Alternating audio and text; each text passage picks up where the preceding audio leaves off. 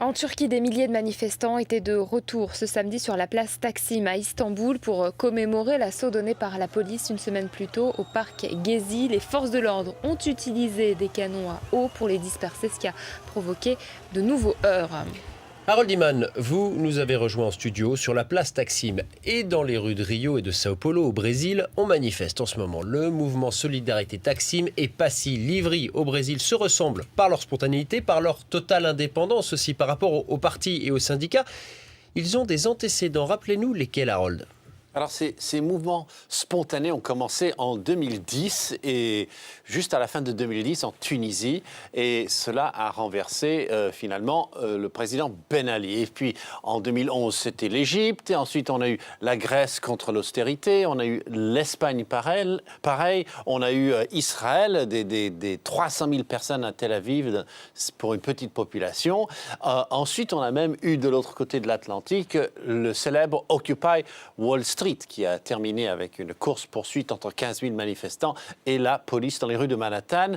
Donc, on peut dire que ces mouvements ont vraiment pesé sur le monde entier à partir de 2011. Mais à cette époque, le Brésil, par exemple, n'était pratiquement pas concerné. Alors Harold, les points communs entre les grandes villes turques et brésiliennes, c'est la colère contre les projets de construction. Alors, c'est la nouveauté par rapport aux autres mouvements d'indignés. Ce sont des symboles immobiliers. Alors là, un peu d'histoire. Il y avait une caserne ottomane jusqu'en 1920 et quelques. On a commencé à la détruire lentement.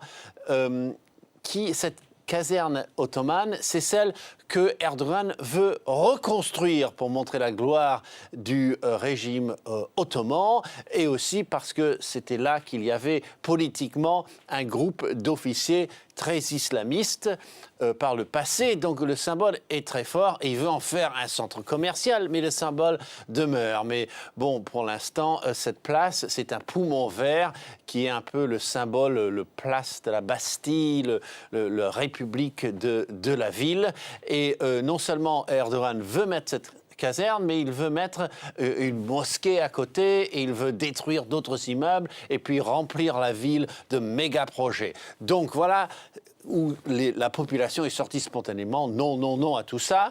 Et au Brésil, c'est encore plus étonnant peut-être parce que c'est contre le football que les gens sont sortis dans la rue, non au stade, non au stade.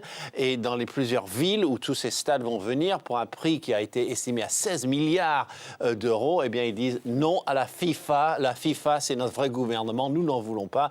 Nous voulons circuler moins cher et c'est ce que veut dire Passy Livry, ça veut dire un trajet gratuit dans le métro.